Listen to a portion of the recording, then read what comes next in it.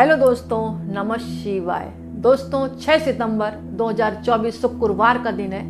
बहुत अपने आप में खास दिन है। अखंड सौभाग्य की प्राप्ति के लिए हरतालिका तीज का व्रत करके कथा जरूर सुने। कथा इस प्रकार है।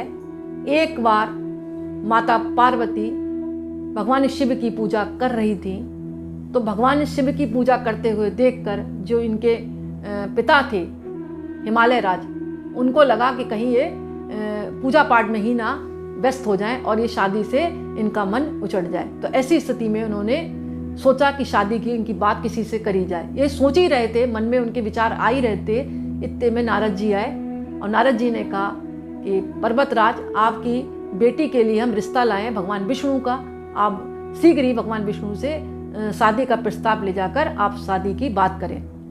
ये बात माँ पार्वती ने सुन ली और माँ पार्वती शीघ्र ही घर से बाहर निकल गई बिना बताए और जाकर किसी बागवान जो होता है ना, बगीचा, वहाँ जाकर वो चुपचाप जो है छुप गई। ऐसा किसने करा? मतलब इनकी एक सहेली थी, तो सहेली ने इनको ये राय दी थी कि तुम जाकर जो है मतलब बगीचे में, जंगल में जाकर छुप जाओ, तब तुम्हारी शादी जो आपके पिता हैं वो भगवान विष्णु से नहीं करेंगे।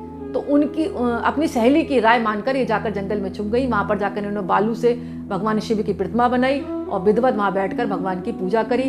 उस दौरान इन्होंने कुछ भी खाया पिया नहीं था। भूख प्यासी रहकर इन्होंने भगवान शिव की आराधना की और शादी के लिए प्रार्थना करी। भगवान शिव प्रकट हुए और भगवान शिव ने इनकी मनोवांछित इच्छा पूर्ण की। इधर जो इनके पिता थे वह ढूंढते रहे, ये नहीं मिली।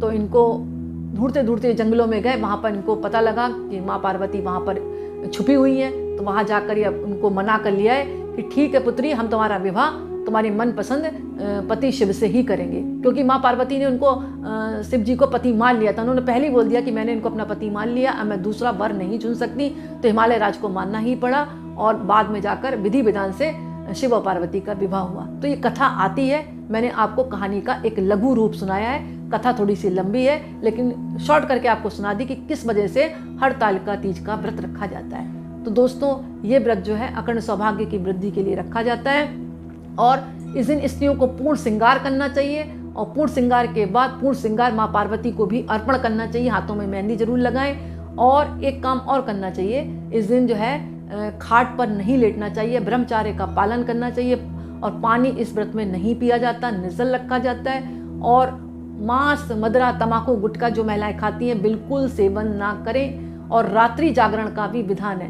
क्योंकि इस व्रत में कहा गया रात्रि जागरण करके अगले दिन गणेश चतुर्थी का जब व्रत आता है तो गणेश भगवान की पूजा के बाद भी ये व्रत खोला जाता है, ऐसा लिखा हुआ है।